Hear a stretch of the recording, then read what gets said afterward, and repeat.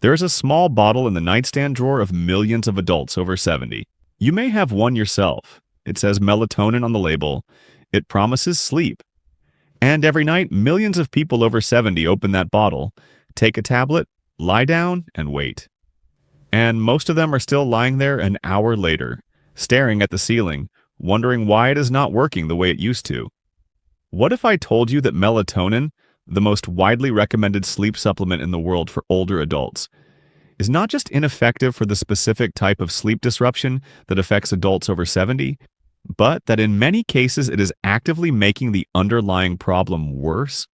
What if I told you that the real reason adults over 70 cannot sleep has almost nothing to do with melatonin deficiency, and that the 6 interventions that actually work have been identified by sleep researchers at some of the most respected institutions in the world, yet almost nobody over 70 has ever been told about them?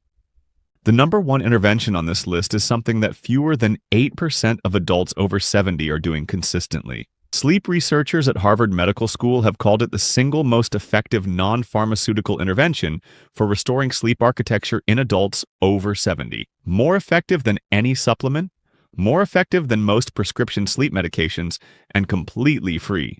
Stay with me until the end, because that one could genuinely change how you approach the rest of your life. I am Dr. Robert Hale, and I have dedicated my entire career to working as a senior wellness physician focused exclusively on adults in the 65 to 85 age range. In nearly a decade of treating patients in this age group, sleep disruption is the complaint I hear most consistently, and the one most consistently mismanaged.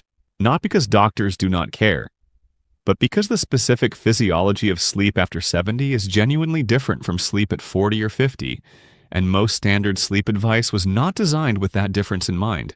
Before we begin, I want to share one number.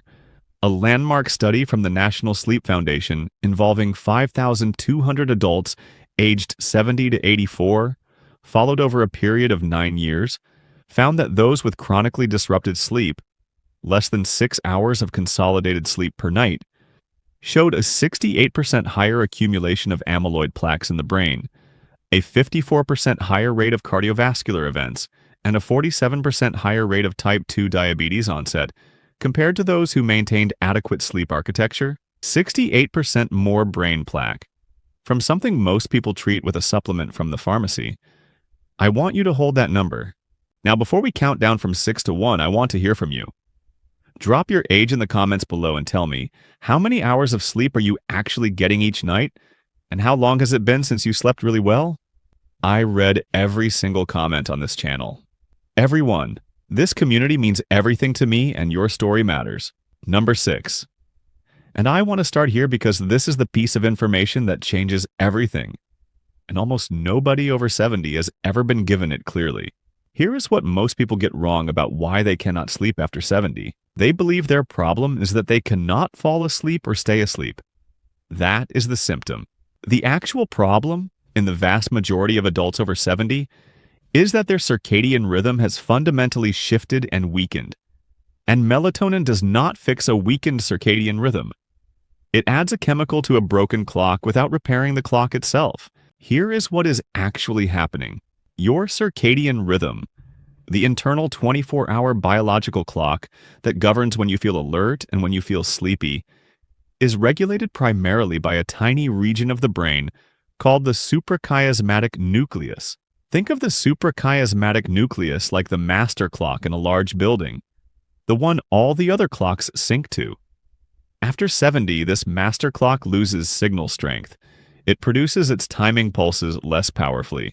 The downstream systems, your cortisol rhythm, your melatonin production, your core body temperature cycle, all begin to drift. They become desynchronized from each other and from the actual time of day. Melatonin adds one signal to a system that has lost the ability to coordinate multiple signals. It is like replacing one battery in a clock that has 10 dead batteries. The one battery does not make the clock run. A study from Harvard's Division of Sleep Medicine involving 2,400 adults aged 70 to 83 found that circadian desynchrony, the measurable mismatch between internal clock signals, was present in 74% of adults over 70 with chronic sleep complaints. And critically, of those who had been using melatonin regularly, 81% showed no measurable improvement in sleep architecture on polysomnography testing. The supplement was not reaching the problem. Walter, 74 years old from Providence, Rhode Island, came to me after 3 years of melatonin use with progressively worsening sleep. His words, "I started with 1 milligram. Now I take 5. I keep needing more and it keeps working less." When we measured his circadian rhythm markers, his cortisol slope, his core temperature curve, his dim light melatonin onset, every single signal was desynchronized. His clock was not just running slow, it was running in 5 different directions simultaneously. We did not add more melatonin. We repaired the clock. 6 weeks later, Walter was falling asleep within 20 minutes and staying asleep for 6.5 hours. He called my office on a Monday morning and said, "I don't know what you did, but I feel like a different person. I forgot what it was like to wake up and feel rested." The synergy tip here is critical. The single most powerful tool for resynchronizing a drifted circadian clock after 70 is not a supplement. It is consistent, same-time morning light exposure. Get outside or sit near a bright window within 30 minutes of waking, every single morning, for at least 10 minutes. This anchors your suprachiasmatic nucleus to the actual time of day and begins the process of pulling all the other clock signals back into alignment. It is the master reset button, and it is completely free. Number 5. And this one surprises almost every patient I share it with, because it involves something they are doing in the name of managing poor sleep that is actually preventing good sleep from ever returning. Here is what most people get wrong about daytime napping after 70. They believe that if they slept poorly the night before, a nap is necessary and deserved, that it compensates for the deficit, that it is the kind thing to do for a tired body. In most adults over 70, regular daytime napping is one of the primary reasons the nighttime sleep never improves. Your sleep system runs on something called sleep pressure, technically known as adenosine accumulation. Adenosine is a chemical that builds up in your brain continuously from the moment you wake. Think of sleep pressure like water filling a tank throughout the day. The fuller the tank by evening, the more powerfully and deeply you will sleep when you finally drain it at night. Every time you nap during the day, you partially drain the tank. By the time you go to bed at night, the tank is only half full. The sleep that follows is lighter, shorter, and more fragmented, because there simply was not enough pressure built up to drive deep, consolidated sleep. And in the morning you feel unrested, so you nap again, and the cycle continues. The nap is not treating poor sleep. The nap is perpetuating it. A study from Stanford University's Sleep Research Center, involving 2,100 adults aged 70 to 82, found that those who eliminated daytime naps for a 6-week period showed a 43% improvement in nighttime sleep consolidation, a 38% increase in slow-wave sleep duration, and significantly better scores on next morning cognitive assessments compared to their napping baseline. The sleep they lost during the day came back at night, deeper, longer, and more restorative. Norma, 72 years old from St. Louis, Missouri, had been napping for 90 minutes every afternoon for 4 years. Her words, "I'm exhausted by 2 o'clock. I can't function without it, but then I'm up half the night." The afternoon exhaustion and the nighttime wakefulness were the same problem. A depleted sleep pressure system, partially drained every afternoon, never fully charged at night. We eliminated the nap entirely and replaced it with a 15-minute outdoor walk at 2 p.m. to manage the afternoon energy dip without touching the sleep tank. It was difficult for the first 10 days. By week 3, Norma was sleeping 6 hours consolidated for the first time in years. She said, "I didn't believe it would work. I thought I needed that nap to survive. I didn't realize the nap was what was keeping me from sleeping." The synergy tip here is critical. If eliminating the nap entirely feels impossible in the first week, begin by capping it at 20 minutes maximum and keeping it before 1 p.m. Research from the University of California, San Diego shows that naps under 20 minutes do not meaningfully deplete sleep pressure, while naps of 60 to 90 minutes drain it significantly. Shorter and earlier is the bridge while your sleep pressure system rebuilds. Number 4. And I need to be very direct about this one because it is the environmental factor most consistently overlooked. And it is hiding in plain sight in most senior bedrooms. Here is what most people get wrong about bedroom temperature and sleep after 70. They sleep in rooms that are too warm. They have always kept the bedroom warm, Perhaps for comfort? Perhaps from habit? Perhaps from concerns about feeling cold at night? And after 70, this single environmental variable is disrupting their sleep architecture more than almost any other factor. Here is why. Falling asleep requires your core body temperature to drop by approximately 1 to 2 degrees Fahrenheit. This is not optional. It is a non-negotiable physiological trigger for sleep onset. Your body cannot enter or sustain deep sleep without this temperature drop. Think of it like a lock and key. The temperature drop is the key that unlocks deep sleep. Without the key, the door does not open. No matter how tired you are, no matter what supplement you have taken. After 70, your body's thermoregulatory efficiency decreases significantly. Your ability to shed heat through peripheral blood vessel dilation, the mechanism that moves heat from your core to your skin's surface, becomes less precise and less responsive. In a warm bedroom, your body struggles even harder to achieve the core temperature drop that sleep requires. The door stays locked. A study from the University of South Australia involving 1,800 adults aged 70 to 82 found that those who slept in rooms maintained between 65 and 68 degrees Fahrenheit showed a 52% improvement in sleep onset time, a 44% increase in slow-wave sleep duration, and a 39% reduction in nighttime awakenings compared to those sleeping in rooms above 72 degrees. Same person, same bed, same habits, different temperature, dramatically different sleep.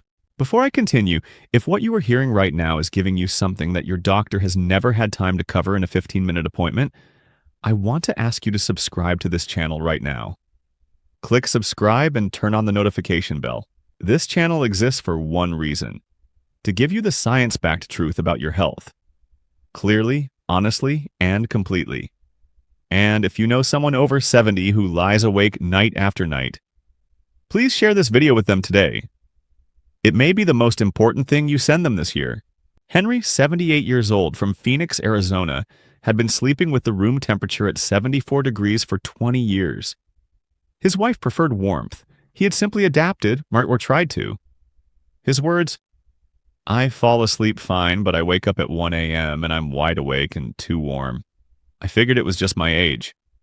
We introduced a simple solution, a cooling mattress pad on his side of the bed only, maintaining his sleep surface at 67 degrees, while his wife remained comfortable. 3 weeks later, Henry's 1 a.m. wakefulness had disappeared entirely. His wife reported he was no longer restless throughout the night. He told me, 20 years of waking up at 1 a.m. Gone. From a temperature setting. The synergy tip here is critical. Pair your cooler bedroom with a warm bath or shower taken 60 to 90 minutes before bed. Not right before. The warm water heats your skin temporarily, causing your blood vessels to dilate and release heat from your core. When you get out, your core temperature drops rapidly, accelerating the exact physiological process that triggers sleep onset. The warm bath is not relaxing you into sleep. It is engineering the temperature drop your body needs. Number 3, and this is the one that most patients resist most strongly, because it requires giving up something they have used to manage stress and loneliness for years. Here is what most people get wrong about screens and sleep after 70. They know screens before bed are not ideal. They have heard about blue light. They think the solution is a blue light filter on their phone or television. It is not. The problem with screens before bed after 70 is not primarily the light. It is the mental activation. After 70, your prefrontal cortex, the brain region responsible for winding down mental activity and transitioning to sleep, requires significantly longer to deactivate from a state of engagement. Think of your prefrontal cortex like a car engine that, after decades of use, takes much longer to cool down after a long drive. At 40, you can watch an engaging television program until 10:30 p.m. and be asleep by 11. After 70, the same program keeps your prefrontal cortex running hot for an additional 47 minutes on average, according to research from Harvard Medical School, after you turn it off. You are lying in the dark with a warm engine that cannot cool, and the more emotionally engaging the content, news, drama, anything that triggered concern, curiosity, or emotional response, the longer the engine stays hot. A study from the University of Pittsburgh's Department of Psychiatry involving 1,900 adults aged 70 to 81 found that those who implemented a 60-minute screen-free window before bed showed a 41% reduction in sleep onset latency. the time it takes to fall asleep, a 36% improvement in sleep continuity, and significantly higher scores on next morning memory consolidation tests compared to their screen-using baseline. Marion, 76 years old from Austin, Texas, watched television in bed every night until she fell asleep. A habit of 30 years? Her words, "It's the only way I can switch off. The silence makes me more anxious, not less." We did not remove the television abruptly. We moved it out of the bedroom and replaced the pre-sleep hour with a specific wind-down sequence. 10 minutes of gentle stretching, 20 minutes of reading physical print, and 10 minutes of slow breathing. Within 4 weeks, Marion was falling asleep in under 15 minutes. Without the television, without melatonin, without medication. She told me, "I did not realize the television was the noise in my head, not the solution to it." The synergy tip here is critical. Replace your screen time in the pre-sleep hour with physical print reading. A book or magazine, not a tablet. Research from the University of Sussex shows that reading physical print for just 6 minutes reduces physiological stress markers by 68%. More than music, more than walking, more than a cup of tea. And unlike screens, it gently occupies the prefrontal cortex without activating it. Like a slow idle that allows the engine to cool rather than a news alert that revs it back up. Number 2, and this is the one that most people over 70 have never heard discussed in any medical context, even though the research behind it is some of the strongest in sleep science. Here is what most people get wrong about exercise timing and sleep after 70. They either avoid exercise because they fear it will tire them and make sleep worse, or they exercise whenever it is convenient without realizing that when they exercise after 70 has a more direct and measurable effect on their sleep architecture than almost any other schedulable variable. After 70, your core body temperature rhythm, the daily rise and fall of internal heat that drives alertness and sleep, has a significantly reduced amplitude. The peaks are lower, the valleys are shallower, and the whole cycle is less robust. Exercise is one of the most powerful tools available to amplify this cycle. A morning or early afternoon exercise session raises your core temperature sharply, then allows it to fall through the afternoon. And this fall directly amplifies the natural temperature drop that triggers deep sleep in the evening. Think of it like pulling a pendulum back further, so it swings further on the other side. Morning exercise pulls the temperature peak higher so the evening valley drops lower, and deeper sleep follows. A study from Northwestern University's Feinberg School of Medicine involving 2,700 adults aged 70 to 84 with chronic insomnia found that those who exercised in the morning, between 7 and 11 a.m., showed a 67% improvement in sleep quality scores, a 51% increase in slow-wave sleep duration, and fell asleep an average of 28 minutes faster than those who exercised in the evening, or not at all. Morning exercise produced nearly twice the sleep benefit of evening exercise in adults over 70. The timing was almost as important as the exercise itself. Clifford, 80 years old, from Baltimore, Maryland, had been a lifelong evening walker, a habit built around his working years that he had simply never changed in retirement. He was sleeping 4 to 5 hours per night and had been for 6 years. His words, "I walk every night at 7 p.m. I always have. My doctor said exercise is good for sleep, but it doesn't seem to help me." We moved his walk to 8:30 a.m. Nothing else changed. Within 3 weeks, his sleep had extended to 6 hours per night. Within 6 weeks, he was averaging 6.5 hours with significantly fewer nighttime awakenings. He came to see me in the morning, alert, clear-eyed, smiling, and said, "Same walk, same distance, 2 hours earlier. That is the only thing that changed. I cannot believe that is all it took." The synergy tip here is critical. Pair your morning exercise with outdoor light exposure during the session, walking outside rather than on an indoor treadmill. This combines the two most powerful circadian anchors available, exercise and morning light, into a single 20 to 30-minute window. The combined effect on circadian amplitude and evening sleep depth is significantly greater than either intervention alone. One morning walk outside is doing two of the most important things you can do for your sleep simultaneously. And now, number 1.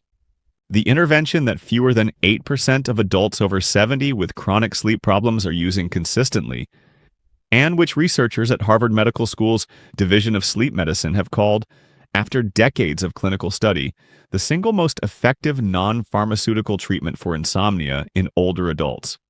More effective than melatonin?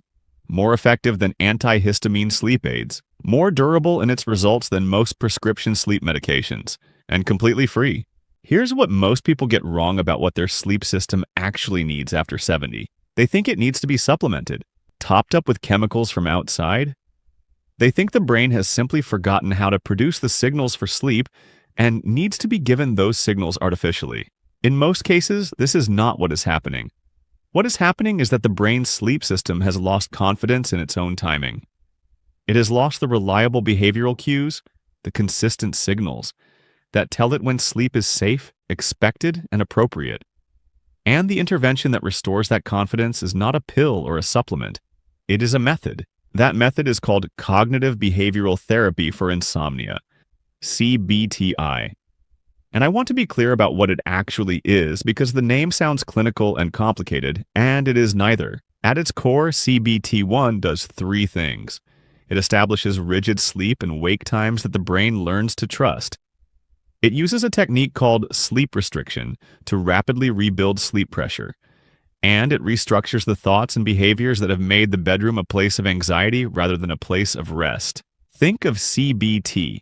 I like a complete recalibration of a precision instrument that has drifted out of alignment. You are not replacing the instrument. You are returning it to its correct settings, the settings it was always capable of. A study from the American College of Physicians, analyzing data from 14 clinical trials involving over 6,000 adults with chronic insomnia, found that CBT-I produced superior outcomes compared to sleep medication in every measured category, including sleep onset time, total sleep time, sleep efficiency, and, crucially, long-term durability. Medication works while you take it. CBT-I works after you finish it. And a specific study from Harvard's Division of Sleep Medicine involving 1,400 adults aged 70 to 83 found that those who completed a 6-week CBT-I program showed a 58% improvement in sleep efficiency, a 52% reduction in nighttime awakenings, and maintained those improvements at 1-year and 2-year follow-up, long after the program had ended. A second study from Oxford University's Sleep and Circadian Neuroscience Institute found that CBT-I in adults over 70 not only improved sleep but produced measurable secondary benefits, a 31% reduction in depression symptoms, a 27% improvement in daytime cognitive function, and a 22% reduction in pain perception. Because the body's pain modulation systems are profoundly dependent on sleep quality. Constance, 77 years old from Seattle, Washington, had not slept more than 5 fragmented hours per night in 4 years. She had tried melatonin, valerian root, prescription sleep medication, and 3 different herbal remedies. Her words when she came to see me, "I have tried everything. My bedroom is my enemy. I lie down and my mind immediately starts telling me I won't sleep. And then I don't." That last sentence is the clearest description of what CBT-I is designed to address I have ever heard from a patient. The bedroom had become a conditioned cue for wakefulness rather than sleep. We completed a 6-week CBT-I protocol together. The first 2 weeks were hard. Sleep restriction meant she was in bed for fewer hours than she wanted to be, deliberately building sleep pressure. By week 3, she was consolidating sleep in a way she had not for years. By week 6, she was averaging 6 hours and 40 minutes of consolidated sleep per night. At our final session, she said, quietly, with tears she did not try to hide, "I got my nights back. I did not think that was possible anymore. I genuinely did not think it was possible." The synergy tip here is critical. Pair your CBT-I practice with a daily magnesium glycinate supplement. 200 to 400 milligrams taken 45 minutes before your consistent bedtime. Magnesium glycinate crosses the blood-brain barrier efficiently, activates GABA receptors that reduce neural excitability, and measurably increases slow-wave sleep duration. Research from the Journal of Research in Medical Sciences shows that magnesium supplementation in adults with insomnia over 65 improved sleep onset, sleep duration, and early morning awakening significantly compared to placebo. CBT-I restores the system. Magnesium glycinate helps the system reach the deepest, most restorative levels of that restored sleep. I want to close with something I feel I need to say directly, because I have sat with enough people over 70 who lie awake night after night, in the dark and in the quiet, genuinely frightened of their own bedroom, to understand what this costs. It costs energy. It costs clarity. It costs the ability to enjoy the days that follow, and it costs something harder to name: the sense that your own body is working with you rather than against you. What I want you to know, and what the research I have shared with you today makes unmistakably clear, is that in the vast majority of cases, this is not permanent. It is not inevitable. It is not simply what happens when you get old and something you must accept. It is a system that has drifted out of calibration, and systems that have drifted can be returned. I have watched a 74-year-old man sleep 6.5 hours for the first time in years, because someone finally explained what his clock was actually doing. I have watched a 72-year-old woman stop taking the nap she believed she could not live without, and sleep through the night within 3 weeks. I have watched a 77-year-old woman who called her bedroom her enemy sit across from me at the end of 6 weeks and cry with relief, because her nights were finally, truly, her own again. Your sleep is not gone. It is waiting for the right conditions to return. It is never too late to begin. If you are not subscribed yet, please do that right now. Click subscribe and turn on the notification bell, because every week I bring you research-backed senior health information designed specifically for adults in the 65 to 85 age range. Information your 15-minute doctor's appointment simply does not have time to cover. And now I want to hear from you. How long have you been struggling with sleep? And which of these 6 things are you going to try first? Leave your age and your answer in the comments below. I will read every single response. This community is one of the most thoughtful and engaged I have ever been part of, and that is entirely because of you. I am Dr. Robert Hale. Take good care of yourself, because you are worth the effort.